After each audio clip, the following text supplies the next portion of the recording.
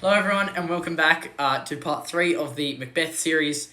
Today we have, I've said today, these should all be coming out on the same day. So, whatever day it is, we have Act 3.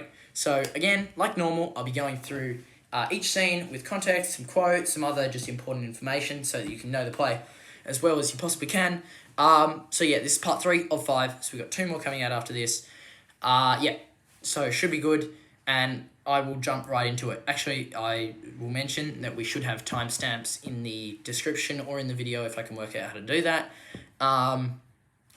Awesome. Okay, so Act 3, Scene 1. So, by the way, we finished last episode with Macbeth having killed Duncan and everybody sort of discussing, what's going on? It's all a bit dodgy.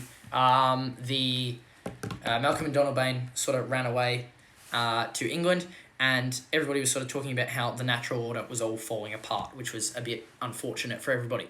But, so Act 3, Scene 1. Firstly, we've got the context of the scene. So Banquo actually opens with a soliloquy where he discusses what happened to Macbeth and that he should therefore have his prophecy come true as well. Because Macbeth was just crowned king, and Banquo was also told in his prophecy that his sons would be king. So he's like, well, that's great. Now, my thing will be true as well.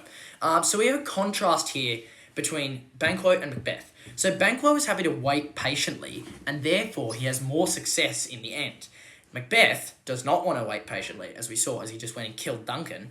And in the end, he had very little success, because he ends up dead and in hell. And then finally we hear that Macbeth then discusses with Banquo and tries to make him feel special. Unfortunately, Banquo accidentally says that he'll be riding with Fleance tonight, like they'll be going on a horse ride. So Fleance is his son, which is Macbeth's chance to kill both of them, because if you're Macbeth and you've been told Banquo's sons will be king, the best way to not have Banquo's sons be king is to kill them. Macbeth really likes the idea of killing people to fix his problems, as we will find out more. So in terms of quotes here, we've got, the first important quote is, "Thou hast it now, I fear thou playedst most foully for it." This is Banquo's fierce skepticism of Macbeth. He's like, well, he's got king, but I feel like he's been doing some dodgy stuff to get it. And then we also hear a quote which is, it's, "Let every man be the master of his time." There we go. And so this is, again, a time motif, which we see a little bit, especially in Macbeth's last soliloquy, and it explains how they all want to control time, like everybody does. But in the end, it's only God who can control time, which is what Banquo is basically trying to say. Macbeth uses murderers to kill Banquo and Fleance to take himself emotionally out of the act, because Banquo is like his best mate from being a warrior the whole time. And so Macbeth tries to, because the murderers that he hires are sort of like, isn't Banquo your friend and also our friend? So Macbeth says, no, Banquo was your enemy. Macbeth is basically trying to convince them that Banquo was their enemy, and he also says that he can't kill Duncan as they have some friends that would not approve. That wasn't Duncan, that was Banquo. He can't kill Banquo because he has some mates that would say, yeah, no, that was a bad idea. I would say most of his mates would probably say that, but that's fine. He then says, "Soul's flight out tonight." Macbeth ends with rhyming couplets to show that he is resolved to the deed of killing Banquo and Fleance. So we then hear a nice little soliloquy from Macbeth. It's actually not that nice, like it's well written, obviously, but Macbeth isn't all that happy. So he starts off with a really, really great quote. So he says, "To be thus is nothing but to be safely thus." It's basically saying, I don't really care if I'm king. If I'm not going to have a line of kings, or people are going to come at me, I don't want to be king because it's not safe. So he appears happy in front of Banquo, but he's truly deeply insecure inside himself. He also says he is royalty in nature, because he knows that Banquo now has royalty in his blood because his sons will be king. We also hear, and under him, my genius is rebuked, because Macbeth fears that Banquo is very smart and will uncover his plan and unravel it and reveal it to everybody, which is probably true because Banquo does a good job of that until he's killed. And then, Macbeth also says, so this is all just to himself. He says, "They hailed him father to a line of kings." which is basically Macbeth like, oh, Banquo's going to have a whole lot of generations of kings. Don't really like that. So then he also says he chid the sisters when first they put the name of his on me. When they put the name of king on me. And he's unsecure because he believes that Banquo laughed at the fact that Macbeth would be king. For somebody who was like a warrior for Scotland for many years, you would think that Macbeth would have gotten past the being insecure about stuff that would happen in a playground. But you know what? Macbeth, he's deeply flawed. And he says, "'Tis much he dares" at the end, which is that he believes that Banquo is strong and courageous and may challenge Macbeth in the end. We then have a really good quote here speaking about the idea again of them having no children and Macbeth being like, well, that's kind of bad. I kind of would like to have had children. That would have been better. So he says, upon my head they placed a fruitless crown and put a barren sceptre in my grip, thence to be wrenched with an unlineal hand. So the words fruitless, barren, and unlineal all mean like the inability to have children or not having children, which is really great in terms of what he's saying, because he's basically saying here, directly describes the fact that they have given him king, but he has nobody to pass it on to. And this is a big thing for Macbeth, because he is chosen, in the end, he is chosen to be happy on earth for a period of his kingship, and then he is now eternally damned to be in hell forever. Problem is, he can't even be happy on earth because he's so deeply insecure and paranoid because of what he's done that, he can't even be happy with the thing that he was going to be happy with. Again, in that quote, we've got a bit more here. So he says, to be thus is nothing, which I referenced at the start, but this is a nice little nod to Act 5 when Macbeth says, life signifies nothing. Really high, they're really happy at the moment. And then he says, for them, the gracious Duncan I have murdered. Macbeth, once again, thinks that Duncan is gracious and is so great, and he has remorse for the fact that he's killed Duncan. What else have we got? We've got and mine eternal jewel. Macbeth has given up his place in heaven and has eternally damned himself for this, ability to be king on earth. And then we've got a nice big quote here, which is, rather than so, come false into the list and champion me to the utterance. This is apostrophe, which is a technique, not the little thingo. It's a different technique where he's challenging fate and challenging the inevitable. Apostrophe here is kind of like pathetic fallacy.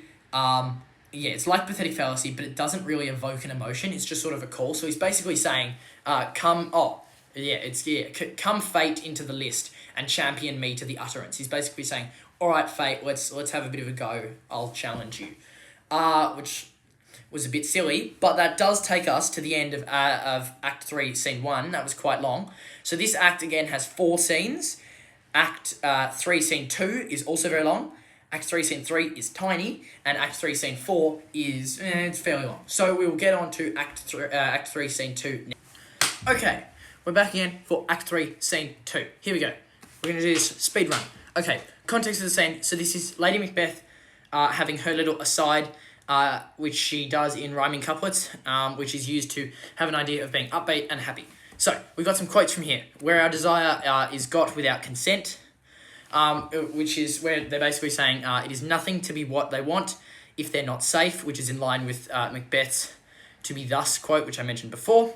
We've then got then by destruction or dwell in doubtful joy, which is basically them saying that they would rather be dead and in peace like Duncan than they would being tormented on earth, which is quite sad that they've now realised that they would rather be dead than be alive at this stage. And so doubtful joy is an oxymoron, which shows how they can't be happy in their joy.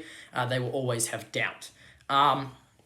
We then hear from Lady Macbeth, what's done is done, which is an idiom that is often adapted in the play, and it changes, ironically, in Act 5, it changes to what's done cannot be undone. Quite similar, but what's done cannot be undone shows that they now want it to be undone, whereas here they're just saying what's done is done.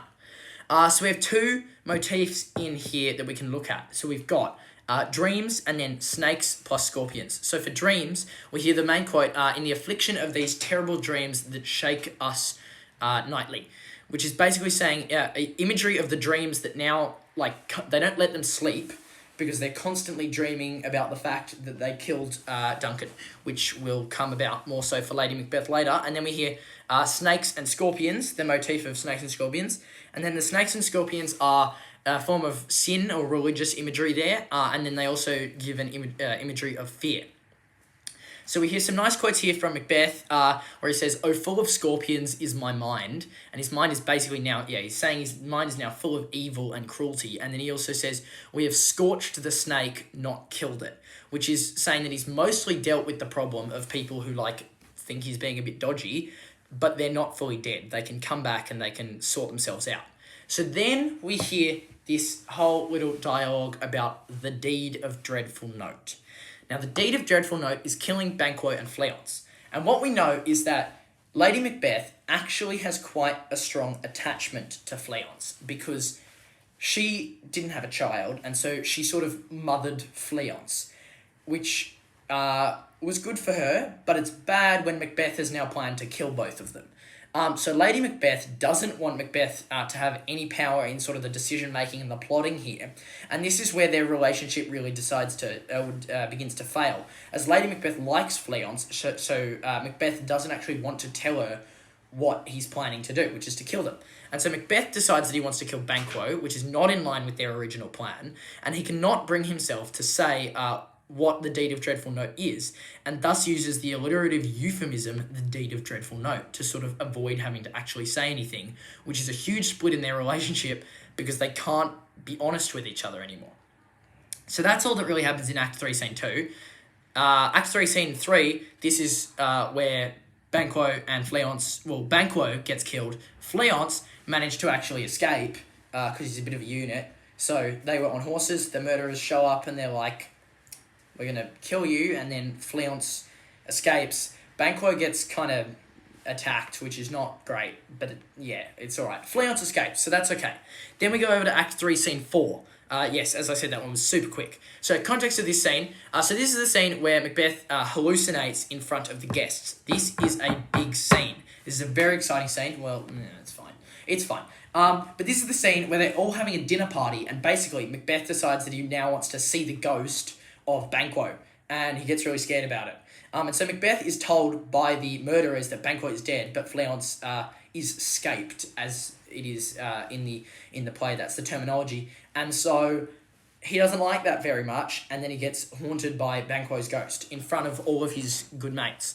So some of the quotes that we've got here, I'll go into the quote analysis. Basically, this is all the key quotes from this scene, and it gives a lot of context as to what actually happens. So we hear, I'm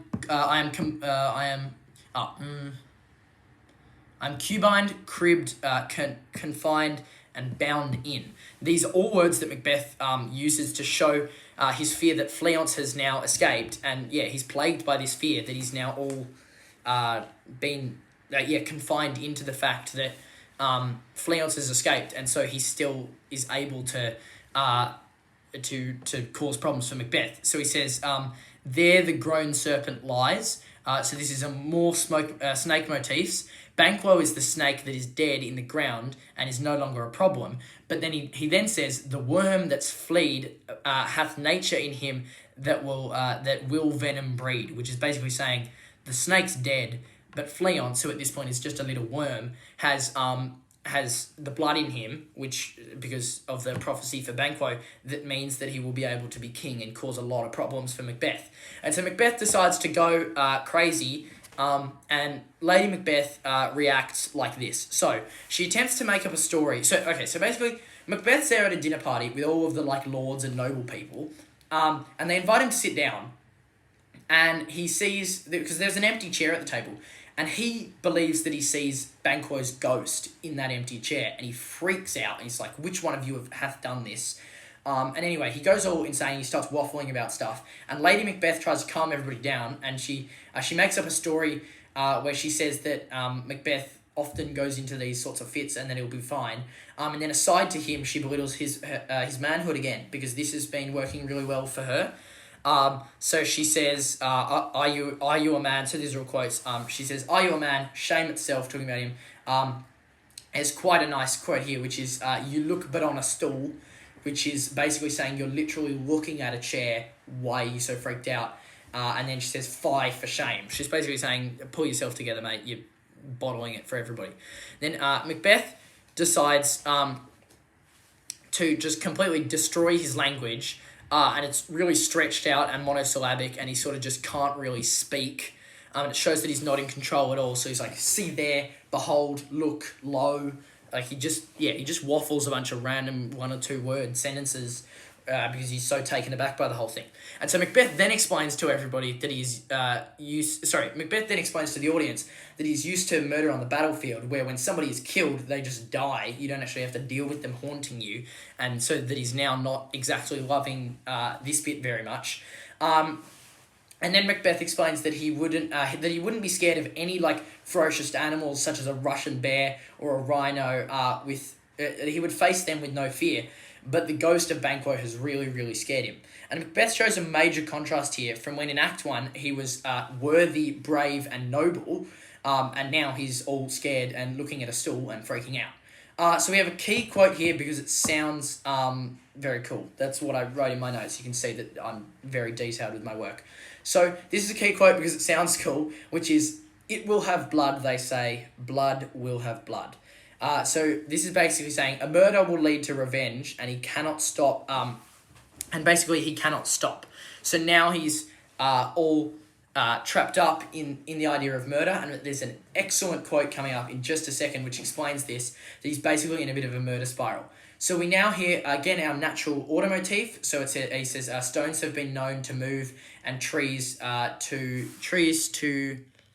speak." So Macbeth, again, thinks that the natural world continues to seek to expose him for what he's done, which is in line with the fact that they really don't like that he's gone and killed Duncan. And then here is that really good quote that I was talking about, which basically speaks about how Macbeth is now on a killing spree. So it is, "I am in blood, stepped in so far that shall I wade no more. Returning were as tedious as goer." This is basically saying, I am in blood, so I am in a killing spree so deep that I shouldn't go anymore, but going back would be equally as bad as continuing to go. So he can't go back now. He's in so far that he can't go back anymore, and there's no way that he can stop it other than just continuing to kill.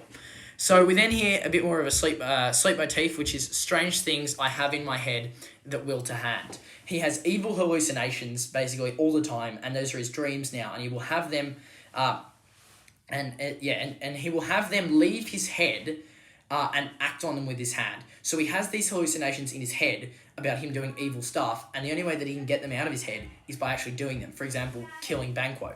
And then finally, Lady Macbeth says, "You lack the season of all nature's sleep." Basically, she's saying you need to sleep because it's the only way that you can rest your mind. But Macbeth knows that he can never sleep because he's killed Duncan. And that was all that Glamis shall sleep. Glamis hath murdered sleep, so Glamis shall sleep no more. So that's all we've got in Act 3. There are 2 more scenes. There's Act 3, Scene 5 and Scene 6. But they aren't super important to basically like the meaning of the play or anything. But you can, if you've got a copy of the play, you can read through them. There's not all that much there. But yeah, so that's why I'm not going to cover them today, because that's all we've got time for. Hope you enjoyed this. Part 4 and 5 should maybe be out now, or they'll be out soon. Yeah, I'll definitely get them out. But yeah, hope you enjoyed. Leave a like if you did, and subscribe so you don't miss any more of our videos. Thank you. Bye.